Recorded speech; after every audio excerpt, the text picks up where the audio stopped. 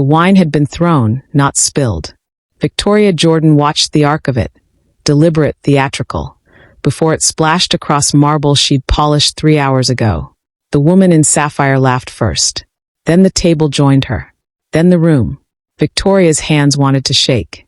She didn't let them. In the corner booth, shadows shifted. A man rose, crossing the dining room like he owned it. Maybe he did. He stopped beside her. One hand, gentle, unmistakable, on her shoulder. 2 words. Korean accent precise, cutting through the laughter like a blade through silk. My sister. The drunk man holding Victoria's wrist let go like he'd grabbed hot coals.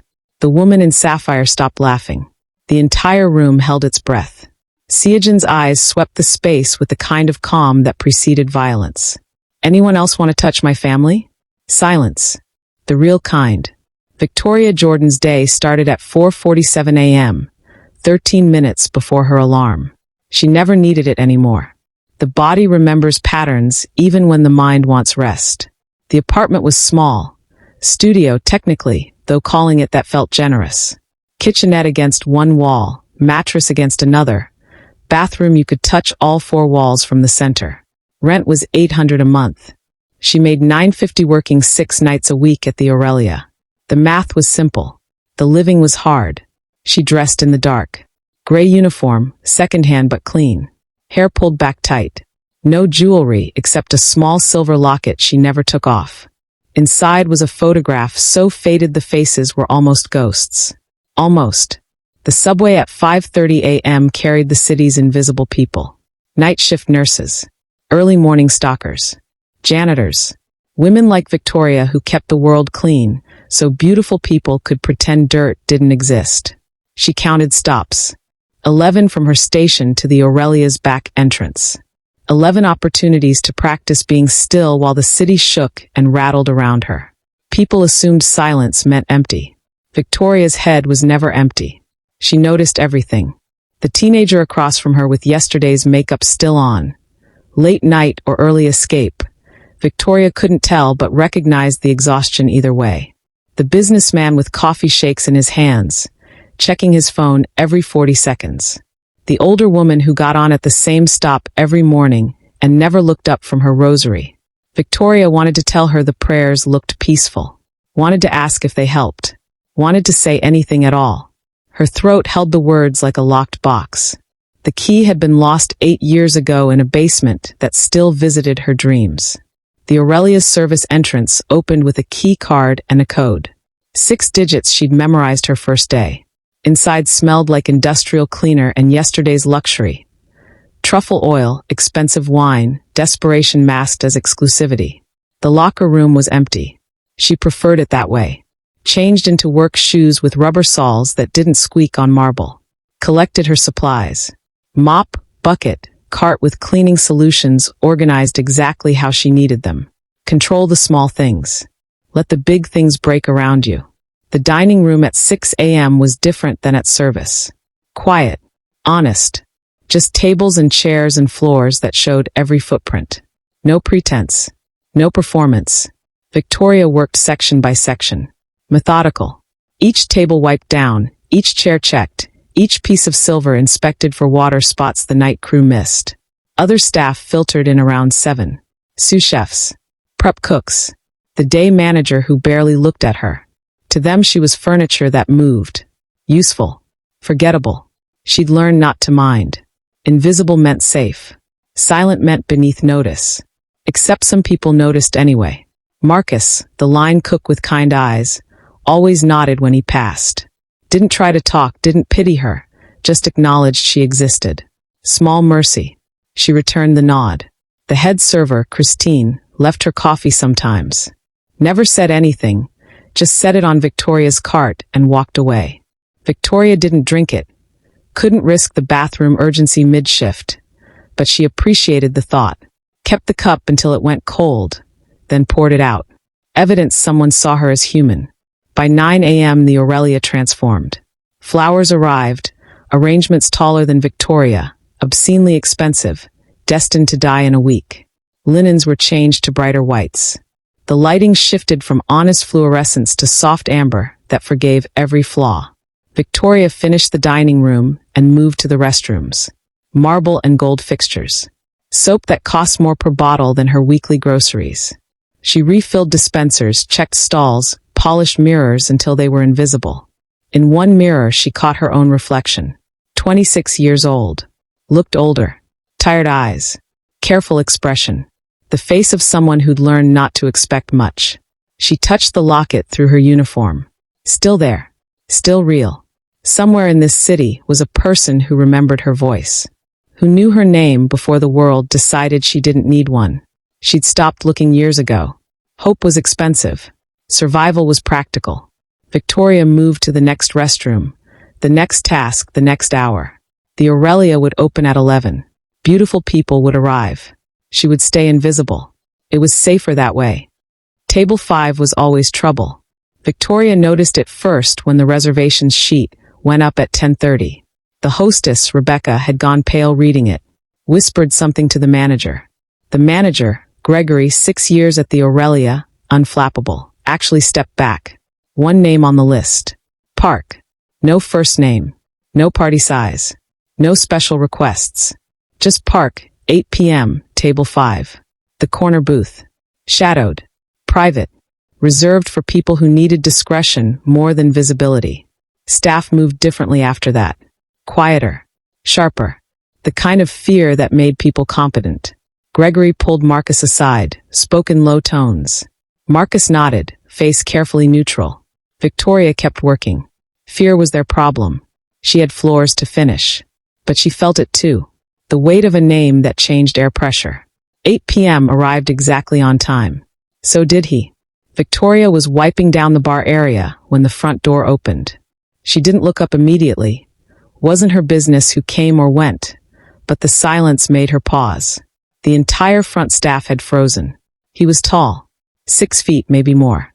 Korean, early 30s, moving with the fluid economy of someone who'd trained past thinking about it. Tailored black suit, fitted enough to show the build underneath. White shirt, top button undone. No tie. Didn't need one. His face was sharp-featured and handsome in a way that made people nervous. Not model beautiful. Dangerous beautiful. The kind weathered by violence but maintained by discipline. Rebecca approached with a smile that didn't reach her eyes. Mr. Park, your table is ready. He didn't acknowledge her. Just walked toward table 5 like he'd walked there 1,000 times. That's when Victoria saw his hands. Scarred knuckles. Old wounds, long healed, the kind that came from hitting things that hit back. His right hand had a newer mark, pinkish, still healing, across the back. As he passed the bar, she caught sight of his neck. Just above the collar, black ink curved. Deliberate. Artistic. The edge of something larger hidden beneath expensive fabric. He sat at table 5 with his back to the wall. Always the wall. Sight line to every entrance. Old habit. Survival habit. Marcus approached with water. Set it down without speaking. Smart. The man, Jean, she'd hear them whisper later, didn't touch the glass. Just studied the room with dark eyes that cataloged everything. Exits. Staff. Guests filtering in for the evening service. His gaze passed over Victoria. Paused. Came back. She looked away quickly. Invisible. Stay invisible. But she felt his attention like heat. Specific. Purposeful. Gregory appeared, nervous smile in place. Mr. Park, can we start you with anything this evening? Whiskey. Neat. The hibiki. His voice was deep, accent present but controlled. Educated.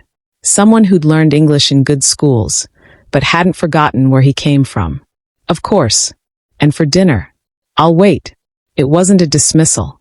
It was a statement. Gregory understood. Nodded and retreated. The whiskey arrived. Jean didn't drink it. Just turned the glass slowly, watching amber liquid catch the light. He was waiting for something. Or someone.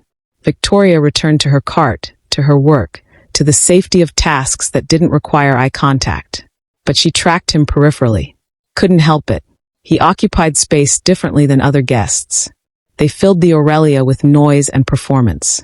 He filled it with gravity. Other diners arrived. The evening crowd.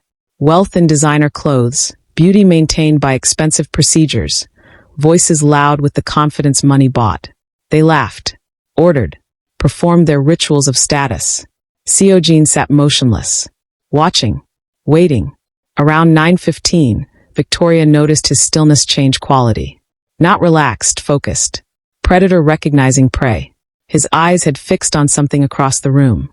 She followed his gaze. A woman in a sapphire dress, early 40s, champagne in hand. Loud. Careless. The kind of guest who snapped fingers at servers and complained about temperatures. Seojin's jaw tightened. Just slightly. Just enough. Victoria felt something shift.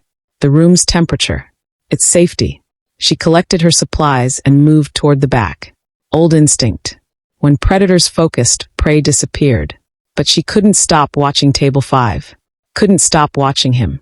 The tattoo on his neck shifted when he breathed. She caught more of it now, black ink forming shapes. Not random. Deliberately placed. The kind that meant something. Belonged to something. His hands rested on the table. Relaxed. But she saw the tension in his forearms. Coiled. Ready. Marcus passed by Victoria's cart. Whispered without looking at her. Stay clear of 5 tonight. She nodded. Stayed anyway. Because something in Seojin's stillness felt familiar. Something in the way he watched the room like he was searching. Like he'd been searching a long time. It started with champagne. The woman in sapphire. Her name was Diane, Victoria would learn later, though it wouldn't matter, was on her 3rd glass. Maybe 4th. The kind of drunk that made cruelty feel clever. She gestured too broadly, telling some story. Her hand clipped the champagne flute. It tipped, tumbled, shattered against marble in a spray of crystal and alcohol. The conversation at her table stopped, then laughed. Because breaking things was funny when you didn't clean them up. Oh dear, Diane said, voice theatrical. Someone should get that. Gregory materialized instantly. Of course. We'll have it cleaned immediately. His eyes found Victoria. Apologetic but firm. She was already moving. Cart, mop, dustpan. The tools of invisibility. The walk across the dining room felt longer than it was. Conversations dimmed as she passed. Not out of respect. Out of that peculiar awareness people had when service staff entered their space. Brief acknowledgement, then dismissal. She knelt beside the broken glass. Careful. Methodical. Each shard collected. Each drop of champagne wiped clean. Does she talk? Someone at the table asked. Male voice, younger, amused. I don't think she can, another woman replied. Stage whisper. Meant to be heard. Victoria kept working. Glass into dustpan. Cloth wiping marble. Invisible. How tragic. Diane's voice, dripping with performance sympathy. Imagine going through life like that. Silent. Maybe she's just stupid, the younger man said. Laughter followed. Victoria's hands didn't shake. She'd learned that years ago. Control the body. Let the words break around you. Wait. Diane's voice sharpened with inspiration. The dangerous kind. I think I got some on my shoes. She hadn't. Victoria could see. The champagne had fallen 2 feet away. Would you mind? Diane extended one stiletto-clad foot. Deliberately. They're Louboutin. Very expensive. The table went quiet. Watching. Victoria looked up. Met Diane's eyes for 1 second. Saw the cruelty there. The boredom. The need to feel powerful by making someone else small. She understood the game. Comply or escalate. She reached for the cloth. No, no. Diane pulled her foot back. Use this. She plucked a napkin from the table. Dropped it on the floor. On your knees would be better. So you can really see what you're doing. Victoria's jaw tightened. She was already kneeling. But this wasn't about posture. It was about breaking her. She picked up the napkin. Reached for Diane's extended foot. Wait. Another woman at the table, emboldened. Make her do both feet. For symmetry. Laughter. Brighter now. Entertainment. Diane extended both feet, leaning back in her chair like a queen. Well, I don't have all night. Victoria's hand trembled. Just once. Just slightly. She pressed the napkin to Diane's shoe. Wiped clean leather that had never touched champagne. The humiliation was the point. The submission. Behind her she felt it. Eyes. Wait. Attention. She didn't look. Couldn't afford to. Is she crying? Someone whispered. She wasn't. Hadn't cried in 8 years. Wouldn't start now. Victoria finished one shoe, moved to the other. The napkin was already dirty from the floor. She used it anyway. Diane watched her with a smile that had nothing to do with happiness. Good girl. Something inside Victoria went cold. Not broken. Hardened. She finished. Started to rise. Did I say you could stand? Diane's voice cracked like a whip. Victoria froze. I think you missed a spot. Diane pointed to her heel. Spotless. Perfect. Be thorough. The table was laughing now. Not just watching. Participating. Victoria bent again. Wiped again. Performed the ritual of her own degradation, because fighting meant losing her job, meant losing her apartment, meant losing everything. So she stayed silent, did what was required, and counted the seconds until she could disappear. In the corner booth, Seojin's hand tightened on his whiskey glass. The only movement he'd made in 20 minutes. His eyes never left Victoria's bowed head. Diane's friends found their courage in numbers. I wonder if she's deaf too, one of them mused, loud enough to carry. A man in his 50s, expensive watch catching the light. Should we test it? Charles, don't be cruel. His wife, platinum blonde, barely suppressing a smile. Not a reprimand. Permission. Victoria collected the broken glass, placed it carefully in the dustpan. 43 tiles to the service entrance. She counted them every shift. Escape route memorized. Hey! Charles snapped his fingers. Once. Twice. Like calling a dog. You. Girl. She didn't look up. Wasn't required to. See. Deaf. He laughed. Others joined. Gregory hovered at the dining room's edge, face tight. He should intervene. They both knew he wouldn't. People like Charles spent money. People like Victoria were replaceable. Maybe she's just ignoring you, Diane offered. Rude, really. We're paying customers. Excuse me. A woman from another table leaned over. Younger, influencer type, phone already out. Is she okay? Like mentally? Oh, we don't know, Diane said, voice dripping false concern. She hasn't said a word. Just kneels there. It's rather disturbing. Victoria stood slowly. Picked up her cart. Time to go. She'd finished the glass. Done what was required. Wait, I want a picture. The influencer raised her phone. This is so sad. I'm going to post about how we need better programs for people like her. The camera flashed. Victoria's hand tightened on the cart handle. Not shaking. Controlled. She turned toward the service entrance. Did we dismiss you? Diane's voice stopped her. I don't think we did. Victoria kept walking. 40 tiles. 38. 36. How rude. Charles again. No wonder she works as a janitor. Can't even follow simple. His glass tipped. Water spread across the white tablecloth. Oh no. Diane's smile was razor sharp. Another mess. Guess who needs to clean it? The table erupted in laughter. Other diners turned to look. Some uncomfortable. Most curious. All watching. Gregory approached Victoria, voice low. Please. Just handle it. They'll tip well. They wouldn't. People like this never did. But Victoria turned around anyway. Pushed her cart back. 36 tiles became 40 again. The walk felt longer this time. The laughter louder. She reached the table. Started to pull the soiled tablecloth. No, no. Diane stopped her. Leave it. I want to watch you work around it. More challenging that way. Victoria's jaw set. She retrieved the mop. Began cleaning water that had dripped onto the floor. Does she have a name? Someone asked. Does it matter? Charles replied. Laughter. I bet she can talk, the influencer said. She's probably just, choosing this. For attention. Victoria's hands moved steadily. Mop, ring, repeat. Invisible. Silent. Safe. Say something, Diane commanded. Prove you're not a complete waste of space. Victoria's throat locked. Old wound. Old terror. The basement. The knife. The choice that wasn't a choice. See. Nothing. Diane turned to her table.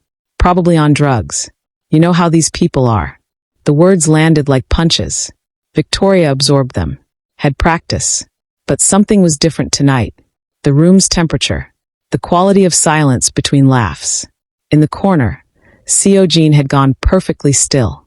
His whiskey sat untouched. His hands rested flat on the table. his eyes dark, unblinking, fixed on the scene like a predator calculating distance. One of the servers, passing by his table, flinched. Not from anything he'd done, from what he was about to do. You could feel it building. Pressure. Inevitability. Victoria finished mopping. Started to stand. Diane's foot shot out. Blocked her path. One more thing. She pulled $100 bill from her purse. Held it up. Speak one word, just one, and this is yours. The table leaned in. Waiting. Victoria looked at the money. At Diane's expectant cruelty. At the phones now recording. She couldn't speak. Couldn't ever speak. The words were gone. But her silence wasn't submission. She met Diane's eyes. Held them. Let the woman see exactly what she thought of her and her $100 and her performance of power. Then she turned away.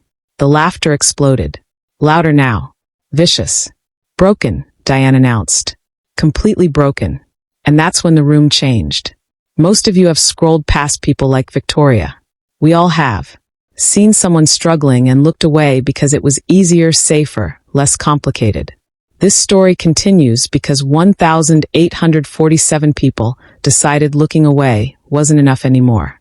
They're part of something now, a community that believes invisible people deserve to be seen.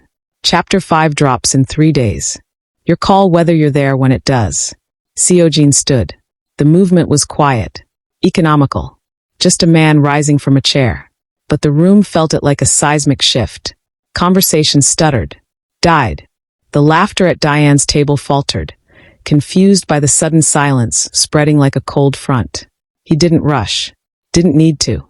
6 feet of controlled violence crossed the dining room in measured steps. His eyes never left Victoria's bowed head. Staff pressed against walls. Gregory went pale. Marcus moved his hand in a small gesture. A warning or a prayer, Victoria couldn't tell. The influencer's phone dipped. Survival instinct overriding content creation. Seojin stopped 3 feet from Diane's table. Close enough to be a presence. Far enough to give them one chance. His voice was quiet. Conversational. More terrifying for its control. You dropped something. Diane turned, irritation flickering to confusion to carefully maintained composure. She didn't recognize danger. People like her never did until it was too late. I'm sorry. Your manners. Seojin's accent sharpened the words. Thought I saw them on the floor. Somewhere near your dignity. Charles half stood. Now wait just a. Seojin's eyes cut to him. Didn't say anything. Didn't have to. Charles sat down.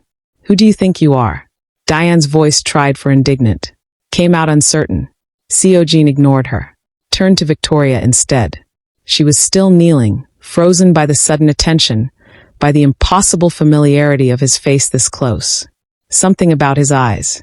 Something she couldn't place, but felt in her chest like recognition. He extended his hand. Not a demand. An offer. Get up, he said quietly. In Korean. Words she hadn't heard in 8 years. Victoria's breath caught. Her hand moved before she could think, reaching for his. His fingers closed around hers. Warm. Scarred. Solid. He pulled her to her feet with gentle certainty. Steadied her when she swayed. Then he did something that stopped every heart in the room. He stepped closer. Placed one hand on her shoulder. Protective. Claiming. Unmistakable. 2 words. Korean accent precise. Carrying across the silent dining room like a verdict. My sister. Diane's face drained of color. Charles pushed his chair back. Too late. The influencer's phone clattered to the table. Seojin's hand stayed on Victoria's shoulder.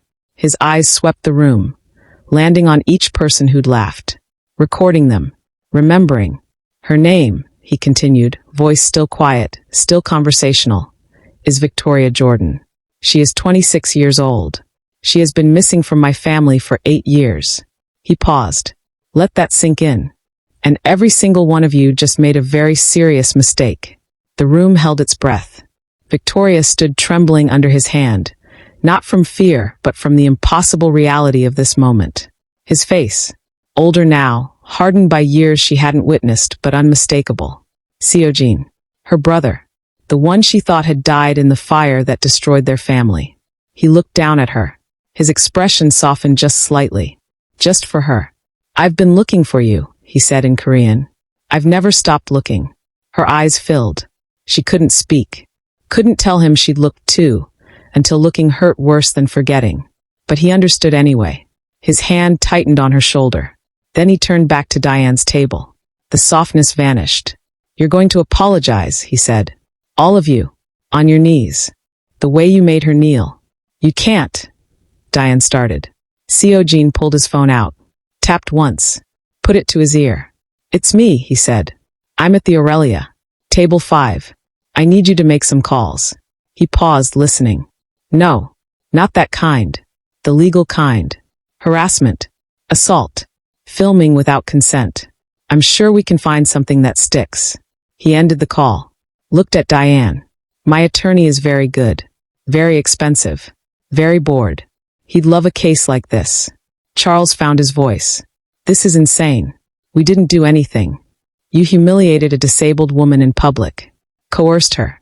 Filmed her. Mocked her. Seojin's voice never rose. That's a crime. Several, actually. But I'm a reasonable man. He gestured to the floor. Apologize. Now. Or we let lawyers decide who's broken. The table stared. Frozen between disbelief and dawning horror. Seojin waited. Patient. Inevitable. Diane moved first. Slid off her chair. Knelt on marble she'd forced Victoria to clean.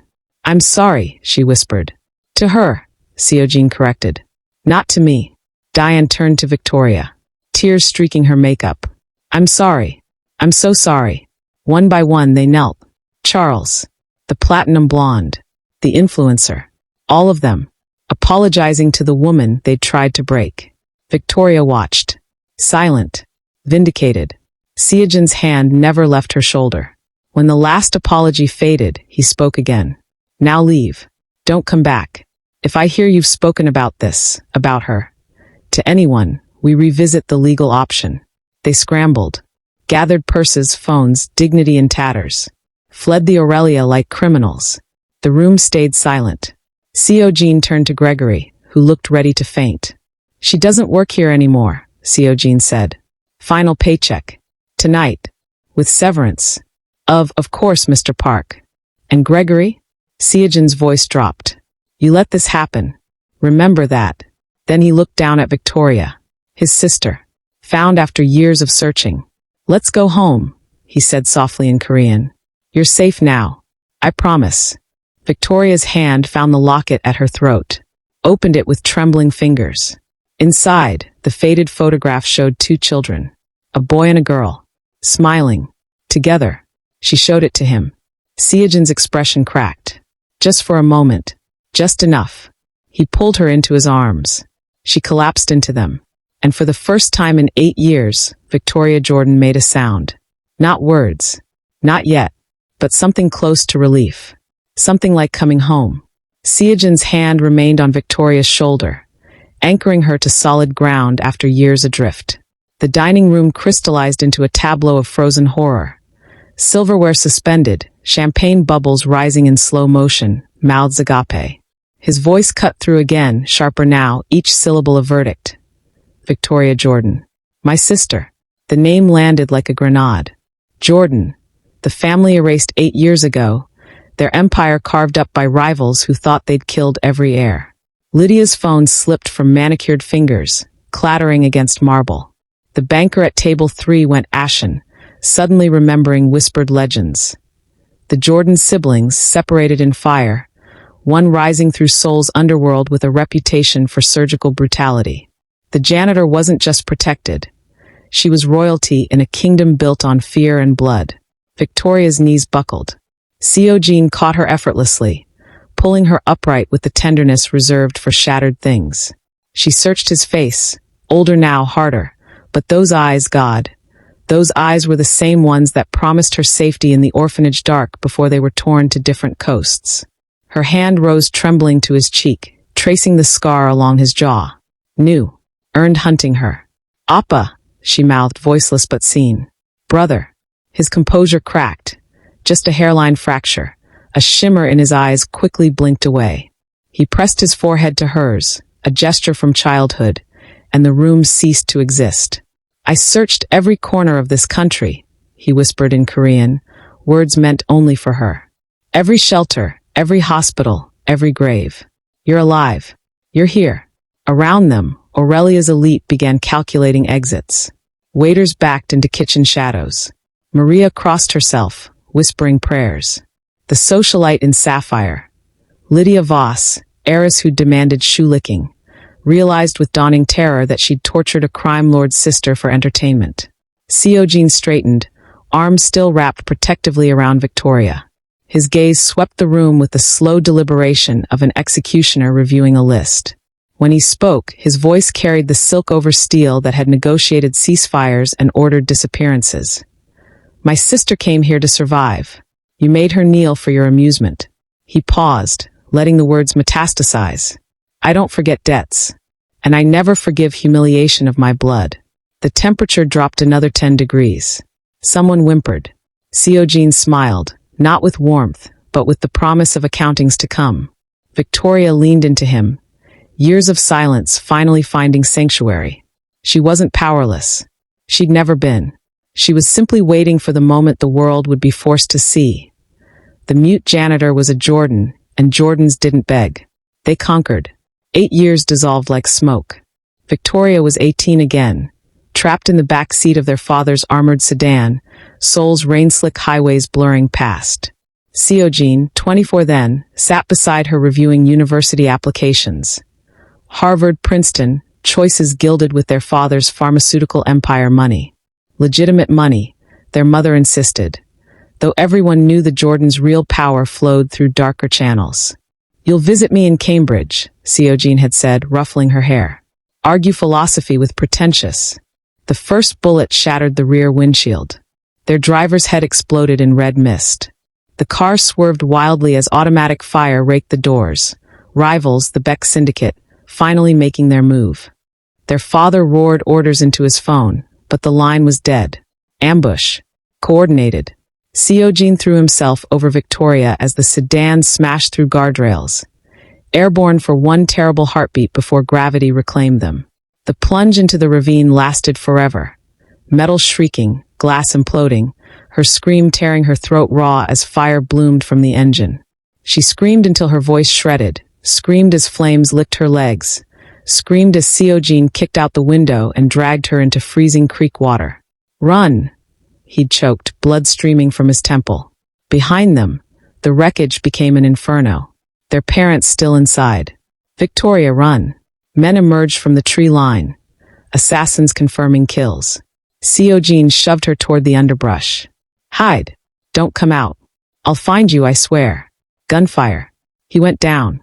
Victoria tried to scream his name, but only silence emerged, vocal cords destroyed in the flames.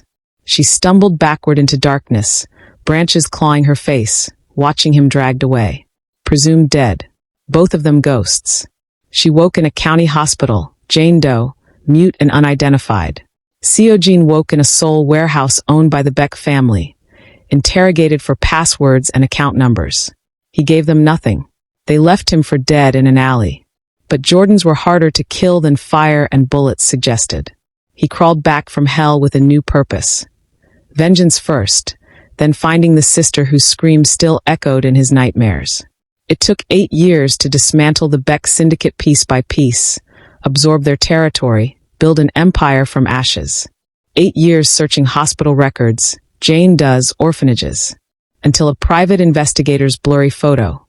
A mute janitor in Los Angeles, faded scar on her throat, eyes he'd know across lifetimes. The past collapsed into present. Seojin held Victoria tighter, feeling her heartbeat against his. Proof that some promises survive even fire. Seojin's smile never reached his eyes as he turned to address the room. Victoria sheltered in the crook of his arm. I believe in proportional response, he began conversationally, rolling up his sleeves to expose the full dragon tattoo coiling to his shoulder. You made my sister clean filth from your shoes. So let's discuss reciprocity. He gestured, and suddenly the kitchen doors burst open. Men in dark suits materialized. Not theatrically armed, but radiating the quiet competence of professional violence. For surrounded table 7. Lydia Voss pressed back against her chair, designer dress, suddenly tissue-thin armor. I didn't know, she stammered. It was just a joke. Jokes require shared laughter, Seojin interrupted, voice glacial. Did my sister laugh? He waited. Lydia's silence answered. Kneel. What? I won't. One of Seojin's men moved. Not threateningly. Just shifted weight. Lydia crumpled to the floor like a marionette with cut strings, knees hitting marble with a crack that made witnesses flinch. Her companions followed, designer suits puddling in wine-stained humiliation. The banker at table 3, the one who'd called Victoria a freak, began edging toward exits. Seojin's gaze pinned him. Mr. Chun. Sit. The banker sat. You manage accounts for Aurelia's owner, correct? Consider those accounts frozen. Also your personal portfolios. My associates will contact you regarding reparations. Chen's face drained of color. Financial ruin, delivered in monotone. At table 9, the tech bro who demanded Victoria bark fumbled his phone. I'll delete the videos. I swear, look, frantic swiping. Seojin nodded to another suit, who plucked the phone away. Too late. But thank you for the evidence. Expect legal papers regarding defamation, emotional distress, and several charges my attorneys will invent creatively. Around the room, the circle of cruelty unraveled. Some wept. Others pleaded connections, lawyers, ignorance. Seojin listened with the patience of a judge who'd already ruled. Here's what happens next, he announced. Each of you will donate 1 year's salary to organizations supporting disability rights. You'll issue public apologies. You'll never enter an establishment my family owns, which, as of tomorrow, includes Aurelia. Gasps. He bought their sanctuary out from under them mid-speech. And if I ever, his voice dropped to a whisper that carried like thunder, hear Victoria's name in your mouths again, you'll learn why they call me the Predator. No blood spilled. No bones broken. Just empires toppled with words. The Mafia side of protection wrapped in Ivy League polish. Victoria watched, not with satisfaction, but with the quiet vindication of dignity restored. The price of their laughter was everything. Midnight found them walking through Aurelia's grand entrance together, roles inverted. Seojin had draped his suit jacket over Victoria's shoulders, the silk still warm with his body heat. Behind them, the restaurant staff stood at attention. New management, new rules, the janitor now untouchable legacy. Victoria paused at the threshold, glancing back at the mop and bucket abandoned near table 7. 8 years of survival, of invisibility, of swallowing indignity one shift at a time. Seojin followed her gaze. Leave it, he said gently. You're done scrubbing floors for people who couldn't see your worth. She turned to him, eyes questioning. What now? The world had shifted on its axis. She was no longer the girl with the mop, but Victoria Jordan reclaimed, sister to power, heir to ashes rebuilt into empire. The weight of that identity settled unfamiliar on her shoulders. Seojin seemed to read her hesitation. I'm not asking you to become something you're not, he said, guiding her toward the waiting black sedan, driver holding the door. The empire, the violence, the reputation, that's my burden. You choose what Victoria Jordan means now. She slid into leather seats that smelled of expensive cologne and possibility. He joined her, and the door closed on Aurelia's gilded cage forever. As the car pulled into Los Angeles's glittering sprawl, Seojin handed her a tablet. On screen, property listings, university catalogs, art studios, nonprofit foundations. Pick anything, he urged. Reclaim everything they stole, your voice, your choices, your life. Victoria scrolled slowly, fingers trembling on glass. A music therapy program for trauma survivors caught her eye. She tapped it, looked at him with fierce hope. He grinned. The first genuine warmth she'd seen crack his enforcer's mask. Perfect. We'll endow it tomorrow. The golden hour descended on the city, painting skyscrapers in amber and promise. Victoria leaned against her brother's shoulder, watching her reflection in the window. Not invisible. Not broken. A Jordan, writing the next chapter in silence that finally spoke volumes. The girl with the mop was gone. The woman reclaiming her kingdom had just begun. Stories like Victoria's remind us that dignity isn't loud. It's enduring, and it's worth fighting for.